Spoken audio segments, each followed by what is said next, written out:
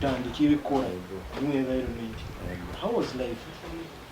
Life at the beginning was very hard. When I joined the Mercedes local government, actually there was no office for my job. It was almost a new creation. Nikakora for almost 2 months in office. University office. Because by then the gentleman who was asking in my position was called Bimbona Saini. He was an echo then. By then, Procurement was assigned. Aina his official title. They wanted somebody professional to handle that activity. So I took about 2-3 months in office until an office was created. So the hurdle I had was to start up. Both documentary, both systems, I had to start it. And I want to be proud that I took up the system. There was stabilizing, and by the time I left, I think our rating was very good nationally. Yeah. From 2003 to 2024, and I give me a career in a boom. 1 years of service. Yes. Can the procurement alone? In procurement, those were all in procurement, yeah. A lot of what and decision. Katani as a secretary tender board. But that was still in procurement. But still in procurement. But the title of procurement officer took a training in 2008. Yeah, that's when the reforms were approved and the title changed to procurement officer. Yes. Over 20 emyaka egiwera 21 years procurement office. Zikibogamba nkaiwe Adyeeri yokusagamba what were my achievements in office okusaga and the district at large. Achievement ogamba because of me I'm changing this. There's a reason but me as a procurement officer. The entire setup of your procurement was my function and I did it very well. Kabiri, I was able to procure in time. You know, one of the main issues in procurement is timely placement, timely acquisition. Oborano itaga erimi yempapura ogitunga akaire ko gitagira. When you keep wonder kublinga gitunga. That's one of the cardinal issues in procurement. Are you getting it at the right cost? Competition would mean that you are getting something at the right cost. So to Arogango, everything achieved. I want to tell you, most of the constructions, most of the procurements, especially the massive, I can claim to have played a very big role here. Today there are seed schools. By the time I left, there were seed schools that have come up. They were all in my effort. Most of the schools, health centers, Zombekiro zone, I want to assure you, they all went through my hands. So you see, actually, Serena Ward was one of the first projects I handled as a procurement practitioner when I joined the local government, and today it's still living. So some of those things in India, I'm assuming I cannot mention them. Wherever they have constructed a structure, plus one, I have had a hand. Yeah. Most of the vehicles, local is a Mercedes local vehicles, I have had a hand. Yeah.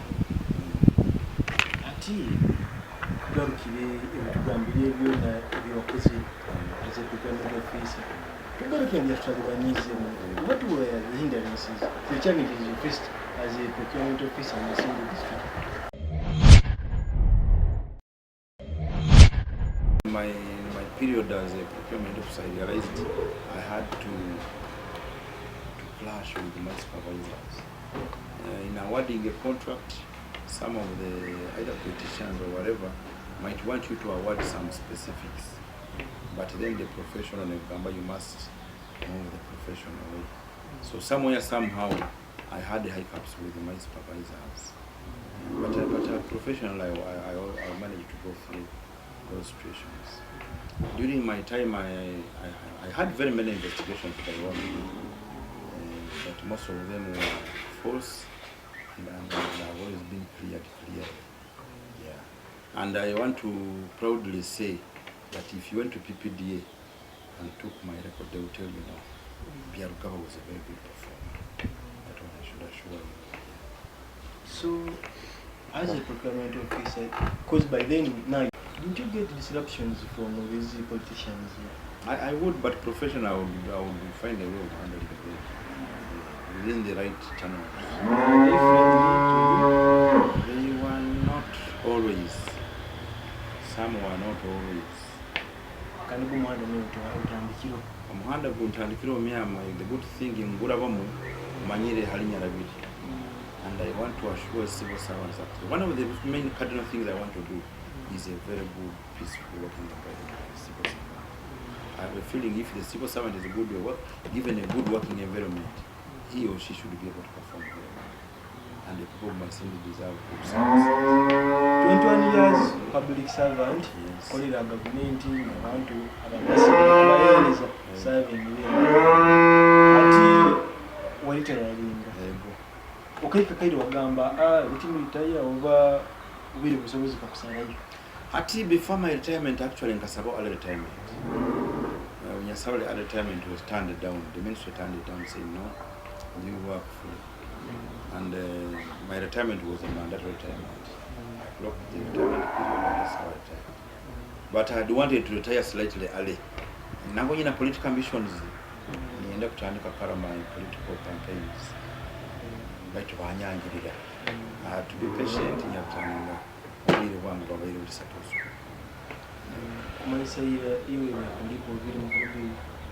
I had the wish, I had the ambitions.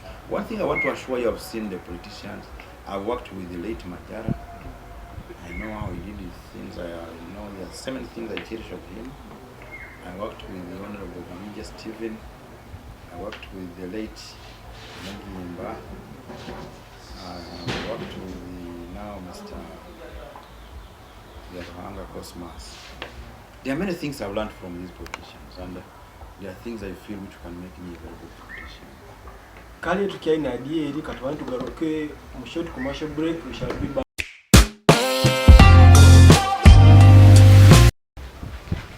Mwebale from a short commercial break. Tukiaina Adyeeri walitano abena kyatunyumiza obusumu bwagendera mu retirement nagamba some earlier time bakamufuse namugamba pakaba naenda fu akasinga fu earlier retirement kyokka ministry yamugamba akwa bazo kalino salinga abantu bamasinga kyokka yele kayikire yasaba yabagamba obwire bwekiro akwenda ku retirement ye n'oto bayirawo yego hati ekintu kimwe kinkira kwegondereza mu kandi kinye hayisizamu obunyabusabire masindisi wa government in retiring. I retired gracefully. I even have a right up to that effect. I was nkaragibwa kurungi, actually bakankolera n'obugenyi kapate bakakora bampa n'ebisembo. I had very good working relation with my first staff and my supervisor, so I was blessed with that party. It's very rare for a civil servant to retire and bakamukolera obugenyi. Actually, I have not seen one. Somebody retires, abandi batakimanyi okumanya ngo that staff or that they want retired. So there should be some ceremony. A send off. Should we say is it Rwanda akabana ya kubi ba batama appreciating nkawo. Namba bakozi bayingi ba retiring ni mbarura bali bakozi barungi muno. Basemeri basimibwe baragwe kurungi nabo joining the public life. With that esteem Uganda nkakolera masindiro government abantu bakisima. So it's a practice I would wish given Kirango to take emphasis on. It doesn't take a lot of money, like my party for example. No government money was spent. Just our staff whenever organizing they were wrong but sending off, which was a very good gesture. So you worked for 21 years in the procurement office? Yes, please. And after 6 retirement? Yes. How is life in retirement? Life during retirement is good. I want to assure you. I want to maybe tell my colleagues whom I was working as civil servants that in retirement, life is good if you handle it very well. If you remain focused, you can find life very easy. Personally, I was a farmer before I even retired, and I continue with my farming practices. I don't regret anyone. I don't regret. Don't you miss public service? I've never missed public service even for once, because the rigorous time of being in office, I have used it profitably as a farmer. But in the political life, it could be different. The political life is different from the civil life, by the way. Because here, you wake up, you just wake up early in the morning from Monday to Friday, Yes, please. go to office, Yes. come back at 5, Yes. still pick up calls, do all office work. But at least as you know, you're now doing your own things. You can even wake up at your own time. Exactly. I've got 21 years where you already used the care and care. At 5 when you come. But it's as you do anything at your own time. Are you not feeling bored? I don't feel bored because you're calling I have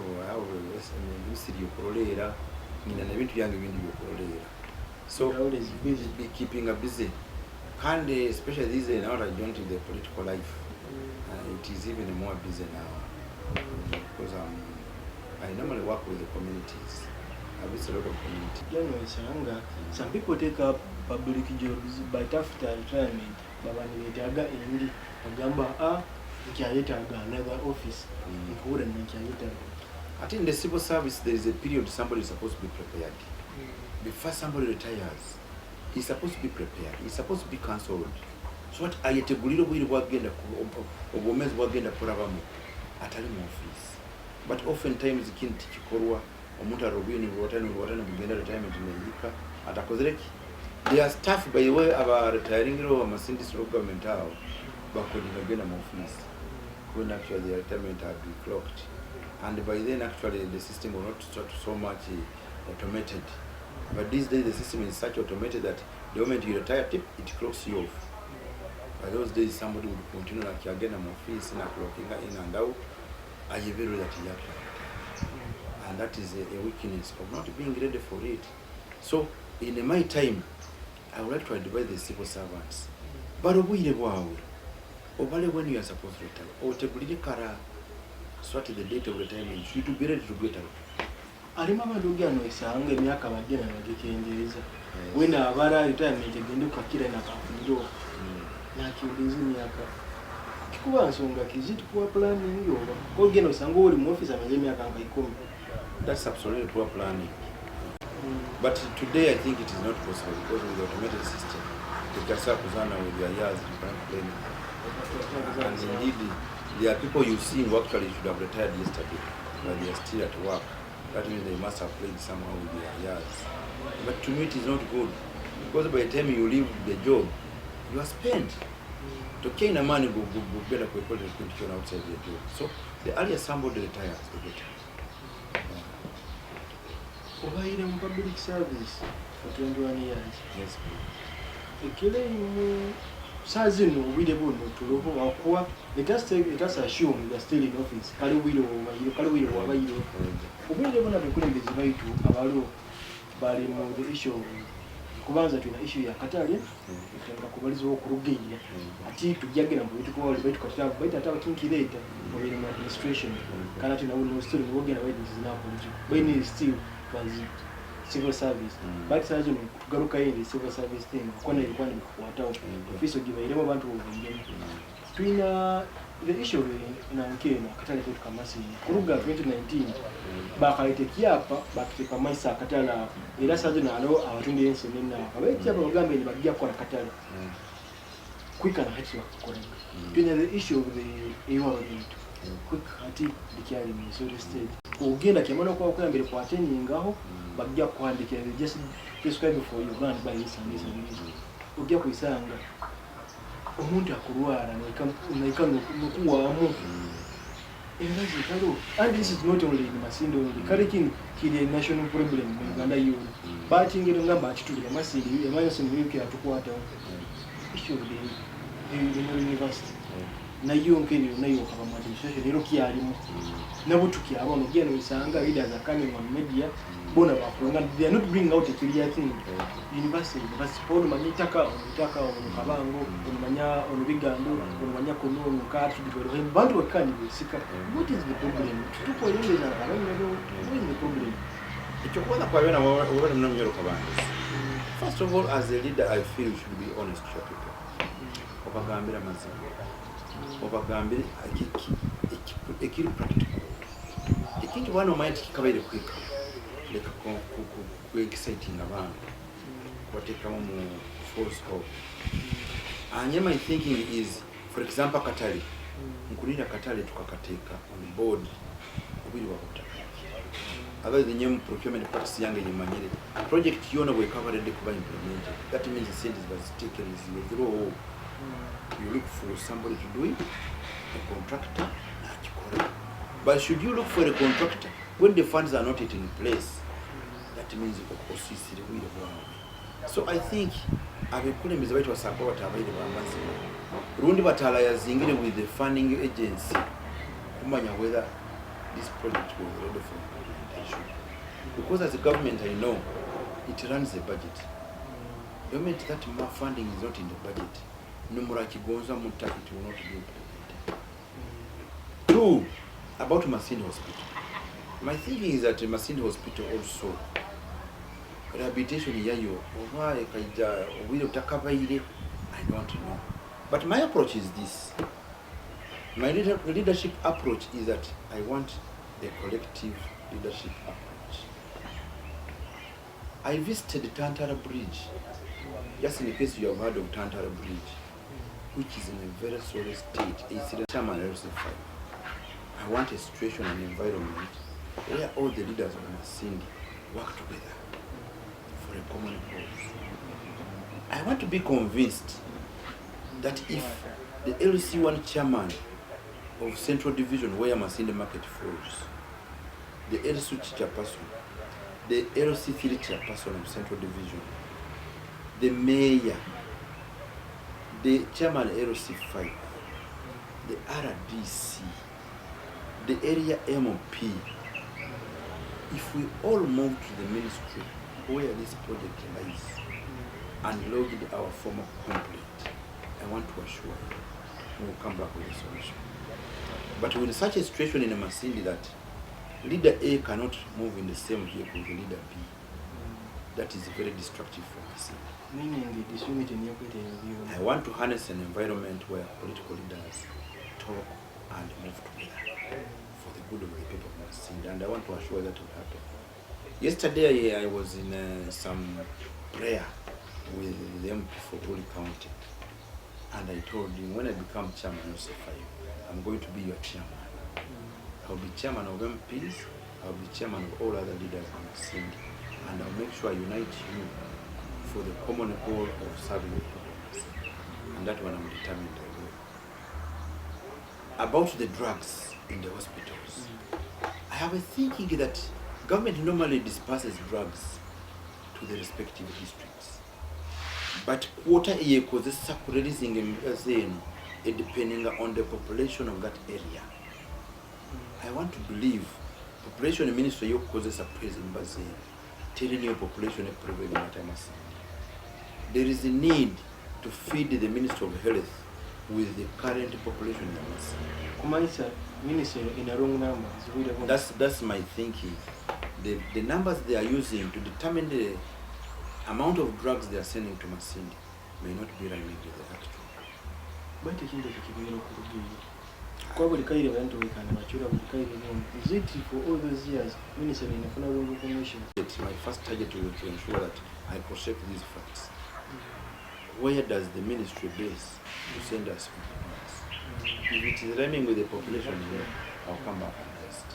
The issue of the private wing. The issue of the private wing, before you even ask me too much, I want to take this. The issue of the private wing was rushed into. If I was a leader in the Masindi, I would make sure that the services in the Masindi hospital are conducive to the common man. That they are good, they are commensurable to what the common man expects. Then I'm going to the private wing. Even if I was establishing a private wing, I would not in any way interfere with the services that are prevailing in Masindi hospital. I will establish a private wing as a very separate entity, gets its own funding. The issue of the private wing may not be bad, but not in the prevailing circumstances. It took early, kugenda private wing when we cannot offer the basic good services in the main hospital. Abantu bamasindi awukuwa. This is why am I bringing this, because you have been and you are still in a demonstration. When will the people of Masindi get clear information about the Rural University issue? Because they are still left behind. Tibakumanya bikubalizibwa politicians bakuija, they cause confusion at all. To a local man's understanding, what abantu bamasindi banafuna clear information about it. University kuija what to give them. HillaryKabandizeShow issue ya university is very confusing. Even me, I can't tell you what I know. Actually, I also don't know. One thing I know, that the main campus is going to be in the Chikube district. But about these other branch universities, I am not sure what it is. But my take would have been this: if Masindi was offered an opportunity to have either a faculty or whatever of the Bologna University, I would call the stakeholders in one place.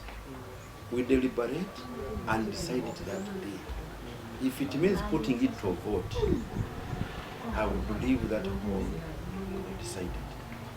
Ati kambaze era kampavize kuka emito mu Masindi mwana wa Masindi tugira bunyiro kutaka kintu bobu kama bwali kama mwitu kusako bwene mishete tuna kugamba kiri haya social media tuna abantu abali urufu mu Masindi mwana bagamba itastart partnership together tukarudi kuroba tunaona kwa komba abantu mu public service she was minister of Kampala, minister of president, minister of ICT abayiruho tuna minister of Mineral Affairs former anesikiriza ina abantu jali abantu ababagiruho abamasindi abali bakotukura tibakusako bagamba tukole partnership isadi ani social media bikuba ndagwa mwana abamasindi mali tugenda bunakabugambo okuwe spending billions of money in rent kusere byokulya ati nyo life at university yekagebe kwani binyo I have to ring to my grandmother Masindi kaka nateke ebyokulya amoto alinjika betu okuruga campus ogenda agenda still that is transport okyola go still that is transport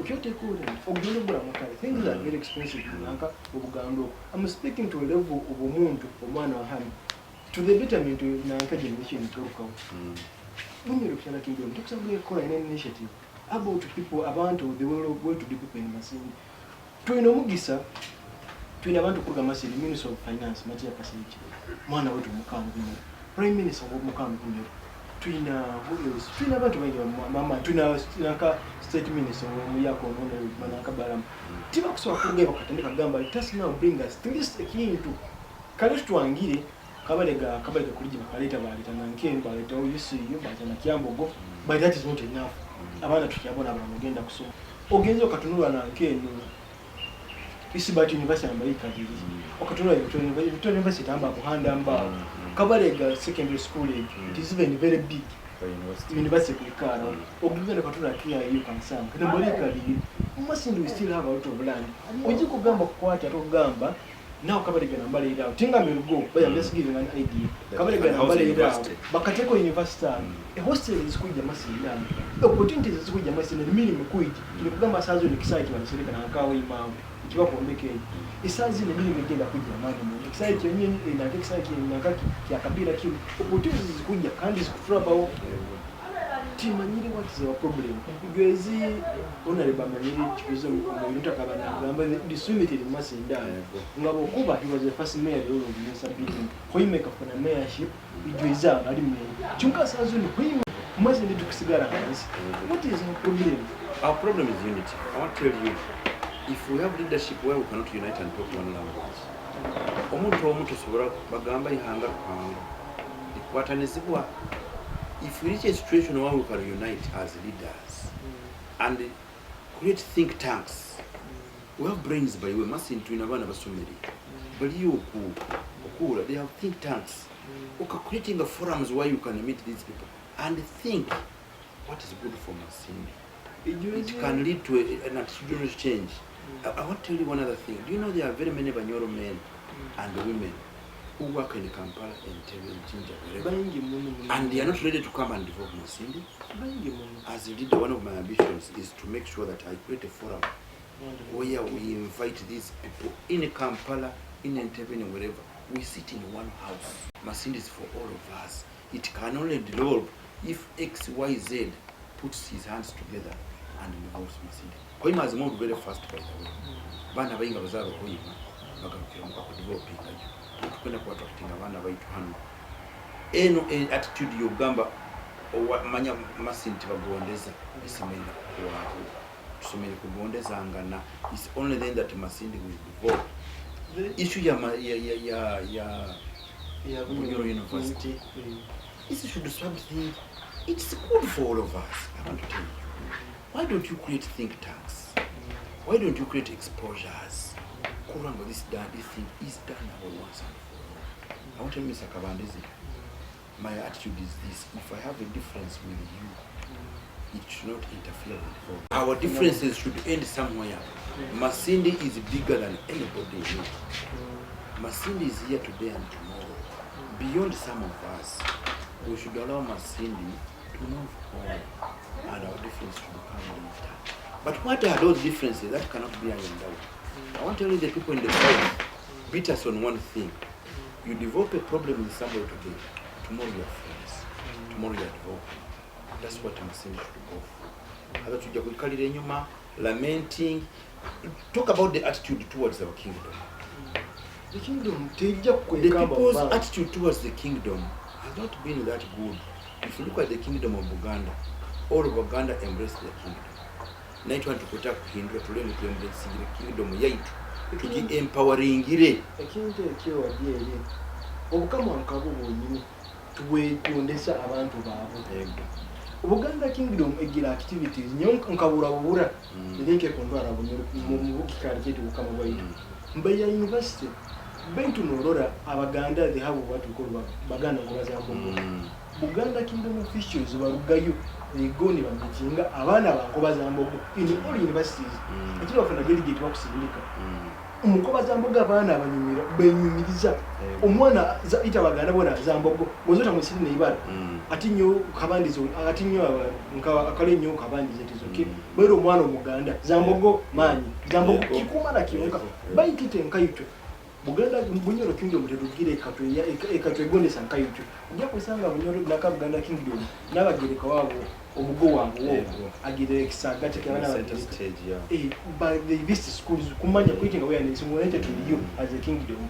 Bunyoro kingdom is elected to be ikalire. Yeah, as leaders you can shape the attitude of the kingdom. Me, I'm going to create a forum of leaders. Why can't the chairman justify Masindi? For you, Kibai, please, why can't we be having some forums where we sit and talk as Bunyoro? As the kingdom is to move in the right direction. What do we do as district leaders? Can't we shape? As MPs of Bunyoro, what have we done? You know, me as far as I'm concerned, the center of leadership, especially district, lies with the chairperson of the You can shape things. You can bring MPs together. As Okurango, you are shaping some few things. The kingdom can be shaped, Okurango, moving in a direction. Okurango. One, popularize yourself. Omwana kuzaro kyalero leka kulamanyira ng'olimanyi. What are the values of Bunyoro? They are these. To stand kembana baito masomero. Abana bakulire mu that attitude yokugonza obukama bwabo. Mukwembulesinga empako ze. Exactly. Empako kimanyisaki. Okitwarota. Okyenyumirizamu. Abana baitu kweta kubegesa attitude kurangu bakikuliremu. It's then that obukama bwaitu burarugayo kuhereza ekibasemerere kuhereza.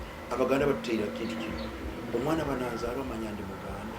Omuganda yetwara ati okubaza bikyaka kisakati ekyanabagiriki kya holdinga.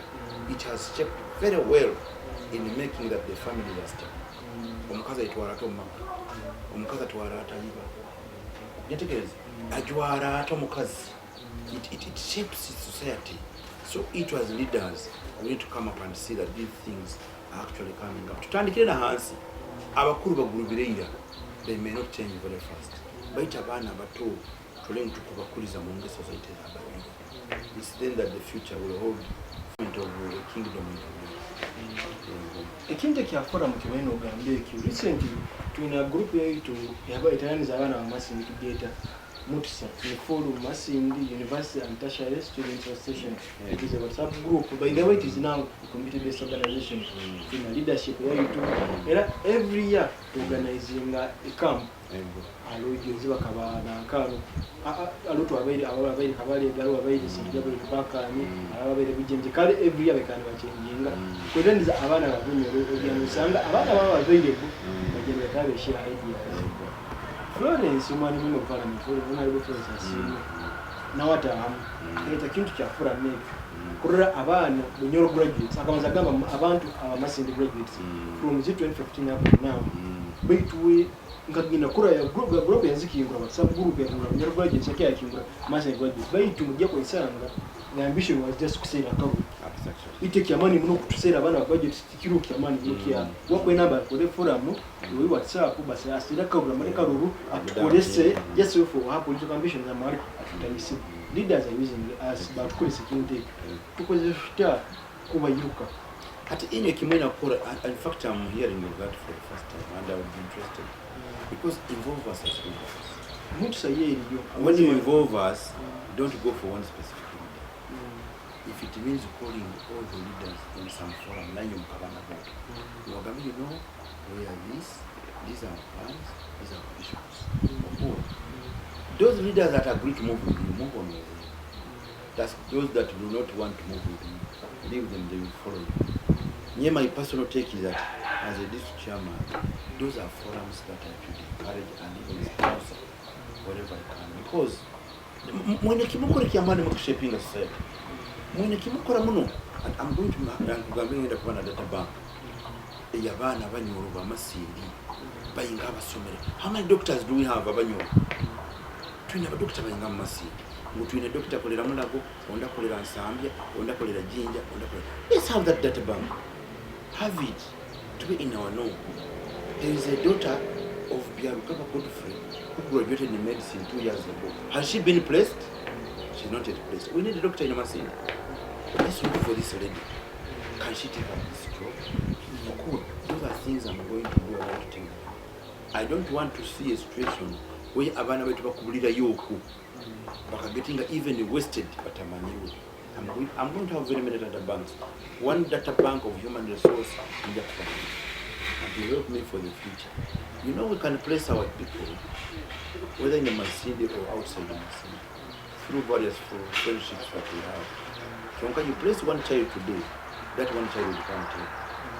Now I'm going to like that, and we shall be building this. Nzibange mu group ya MUTSA social media gyo naba abaleaders abakutukulembera inywena buno butumwa ku kusindika alinyi honorable White ono akutweta gambire we engage every leader buli muntu wena ali mu komwezi top leadership ya Masindi agambire tuje tubembole singe tuje tubabe mutuleke ku ikaro pontu bana wani leader wonka tubakolese bona era nkusaba era nkunihira batenda kutukolesa for their political ambitions batumanye leke tulibana babo tulibana banka tulibana baitu ati nkaona Adyeeri nyondi mwana ndi mwana waye bwire bomi hati no mwana ndi wakwa mazira kasuma gamba yes ame graduate bana bengi muno mu group y'ebintu bamu tugamba abana bali mu graduate sabakira abana bali baitu emilimo ya bwino chalo sango no omulimo no ati no ro mutayi wawo nayo tena mbukusa muteeka nayo toyina chonkana ali graduate na kusera omulimo gw'umwaka yini